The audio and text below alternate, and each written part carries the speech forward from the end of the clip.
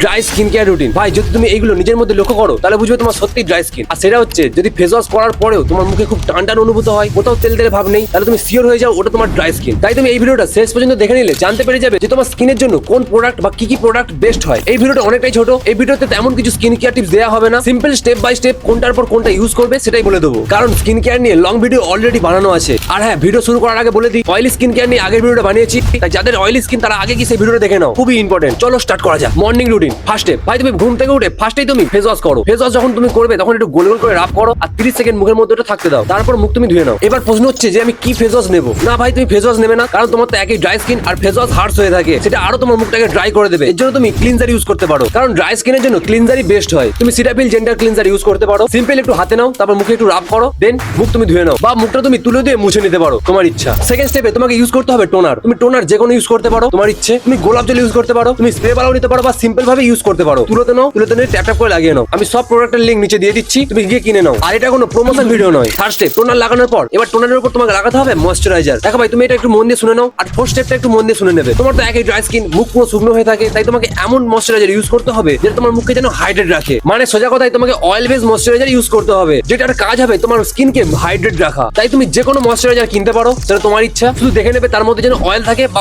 Oil base moisturiser যেন হয় ওটা। তুমি চাইলে মিনিমালিস্টের এই ময়েশ্চারাইজারটা ইউজ করতে পারো। তো ভাই ময়েশ্চারাইজার লাগানো কমপ্লিট। এবার ময়েশ্চারাইজারের উপরে 2 মিনিট পর তোমাকে এই জিনিসটা অ্যাপ্লাই করতে হবে, যেটা 4 নম্বর স্টেপে আছে। First step, sunscreen use. দেখো তুমি একটা জিনিস ভালো করে বুঝে নাও, তুমি স্কুলে পড়ো বা তুমি জিএফবিএফ এর সঙ্গে বাইরে দেখা করতে যাচ্ছ, চাই করো, বাইরে বেরোনো মানেই তোমাকে সানস্ক্রিন ইউজ করতে হবে, নাহলে একবার ট্যান পড়ে গেলে ওটা তোলা খুবই কষ্টের হয়। তাই অলওয়েজ বাইরে বেরোনোর সময় সানস্ক্রিন ইউজ মাস্ট। ময়েশ্চারাইজার লাগানোর 2 মিনিট পর এবার ময়েশ্চারাইজারের উপর লাগাতে হবে তোমাকে সানস্ক্রিন। মুখে যখন তুমি সানস্ক্রিন লাগাবে তখন গলাতেও লাগিয়ে নেবে, বা যেগুলো তোমার ভিজিবল হচ্ছে মানে দেখা যাচ্ছে সেগুলো তুমি সানস্ক্রিন লাগিয়ে নেবে, নাহলে মুখ সাদা হয়ে থাকবে আর গলা হাত সব ট্যান পড়ে যাবে। তো ভাই এবার প্রশ্ন হচ্ছে তুমি কেমন সানস্ক্রিন ইউজ করবে। ভাই তুমি ক্রিমি বেস বা ক্রিম টাইপের সানস্ক্রিন ইউজ করবে, বা জেল টাইপের সানস্ক্রিন ইউজ করবে, সেটা অলওয়েজ 50+ SPF এর নেবে। তুমি সিরামাইড এন্ড ভিটামিন সি সানস্ক্রিনটা ইউজ করতে পারো, বা ডার্মাকোয়ের 1% হাইড্রোনিক এর সানস্ক্রিনটা ইউজ করতে পারো, সেটা জেল বেস। ডে শেষ, এবার নাইট রুটিন। ফার্স্ট স্টেপ একই রকম ভাবে ক্লিনজার দিয়ে মুখ ক্লিন করে নাও। সেকেন্ড স্টেপ টোনার ইউজ করো একই রকম ভাবে। Third step vitamin C serum apply করো মুখের মধ্যে। ফোর্থ স্টেপ, তারপর 2 মিনিট পর আলমন্ড অয়েল নাও, চোখের নিচে রাব করে ঘুমিয়ে পড়ো। আর এটা তুমি পার ডে ইউজ করবে। তো ভাই এটাই ছিল ড্রাই স্কিনের জন্য স্কিন কেয়ার রুটিন। ভিডিওটা বেশি বড় করলাম না, ছোট করে বোঝানোর চেষ্টা করলাম, তাই নিজের মধ্যে অ্যাপ্লাই মারো। তো ভিডিওটা যদি ভালো লেগে থাকে তাহলে অবশ্যই তোমার বন্ধুদেরকে এই চ্যানেলটার ব্যাপারে বলো, আর সাবস্ক্রাইব করে দাও, লাইক করে দাও। তুমিও পারবে স্টাইলিশ হতে। জয় হিন্দ, বাই।